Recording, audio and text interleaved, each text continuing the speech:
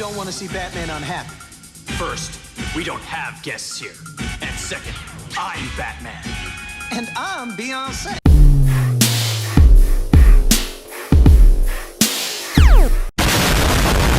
Hey guys, it's your boy Just Ray here, and yo, welcome back to the channel.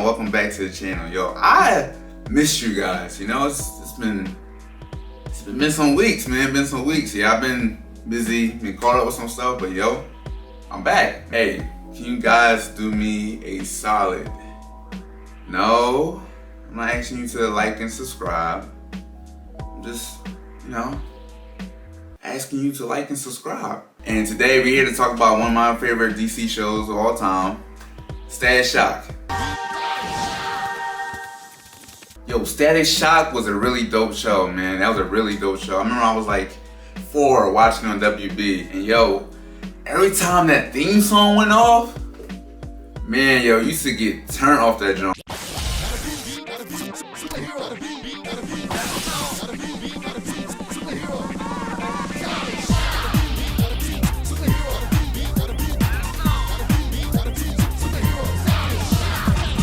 That drum was fire, like get you right into the show. Seriously, that show was the first introduction to a black superhero for a lot of people, and I don't have to explain why it's significant for me. It's because it's a cartoon. Yeah, that show was really dope. It really had a lot of good things about it. One thing, the characters. You got the homie Virgil, aka Static. He was a metahuman, or in this case for the show, Bang Baby, who had electricity powers.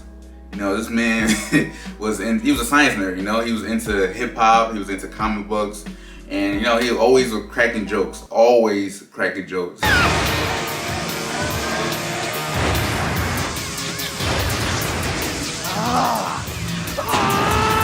Newton's laws are catching up with you, Hot Streak. Or should I start calling you Burnout? He was always doing his own thing, and then he would do team ups with the Justice League and with Batman and Robin, and he reminded me so much of Spider-Man. Spider-Man was black, before he was black. You got Richie, Virgil's best friend. Bro was definitely loyal, and he always had Virgil's back. Bro was mad smart. He had the same interests as Static. He was like Static's Lucius, like from Batman. He always making gear and gadgets for him. And like I said before, he's mad smart. And this is before he becomes Garrett, his own superhero, And when he becomes Garrett, he takes his gadget making to a whole different level. Virgil's dad, or Robert, he was a really, really dope dad. He ran the community center, and he was always trying to guide the youth into a better path. And he even made a big impact on some of the adults as well. What made him really significant for me is the fact that, he was a single father, and for me to have experienced the opposite, having a single mother, it was different, and it really opened my mind to a lot of things. Sharon, Virgil's big sister. As much as she annoyed Virgil, she annoyed me too. She was always nagging about something, man. Always in his face about something, trying to tell him to do this, tell him to do that. We've been there. We all got older siblings or someone older, that just older cousins, whatever.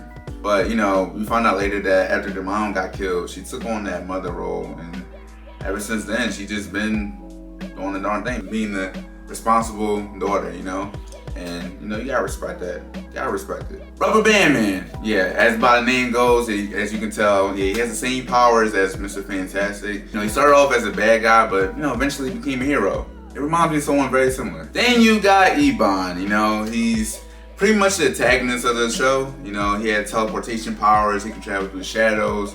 He was like the leader of the Metabreed, which is just pretty much all the bad villains in Dakota. Doesn't get any more interesting than that. The show really dived into some really deep themes, like it got in there, and then for like a cartoon, like it was something. It made a big impact on me. The episode Aftershock talks about the theme of bullying, and this is when Static, he just became a superhero, and his first meta-human he has to fight is a Hot Streak, but someone who previously bullied him, and the reason why he lost to him the first time because like the trauma of, being bullied, like it scared him. Eventually, he overcame that fear, and he won the day. And there's another episode that talks about bullying too, the episode Jimmy. And Jimmy Unfortunately, that one didn't end so triumphantly. Pretty much as this kid named Jimmy was getting bullied by these bullies, and those kids was relentless. I'm not gonna lie. Then eventually he went and took his dad's gun and he brought it to the community center.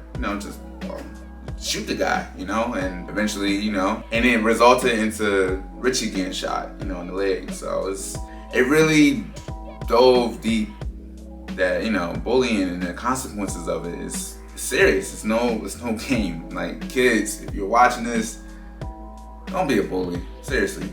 Seriously. And if you don't believe me, watch that episode. The episode they're playing my song dives into the theme of the corruption in music business. In the episode Frozen Out, they talk about the theme of mental illness and parent neglect. In the episode Sons of the Father talks about the theme of racism and, oh boy. A black-white thing, it's an old thing. As far as I'm concerned, this whole thing is squashed. Time to get minty fresh. Down the hall, right? Yeah. And now I see why Richie acts like a hood, Maggie. That kid's a bad influence.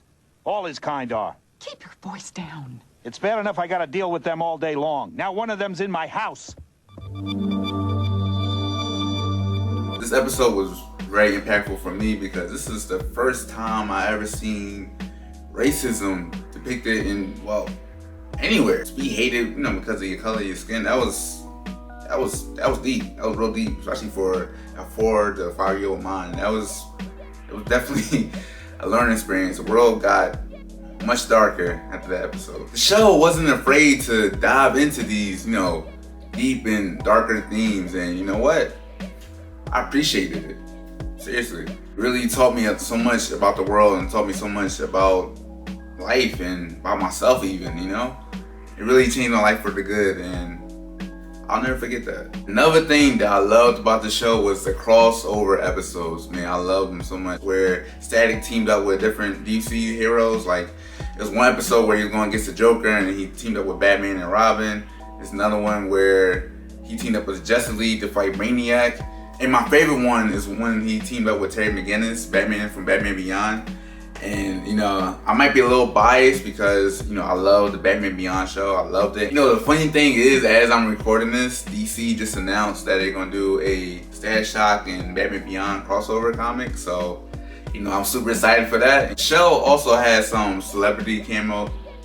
The show also has celebrity cameos like Lil Romeo, Shaq, and, some other basketball players. I don't really watch basketball like that, so I don't really know. But, that's it. It's over. You can go now. That's all, folks. No, seriously, guys, thank you. Thank you guys for coming to watch. I really do appreciate it. And I'll see you guys on the next one. Peace.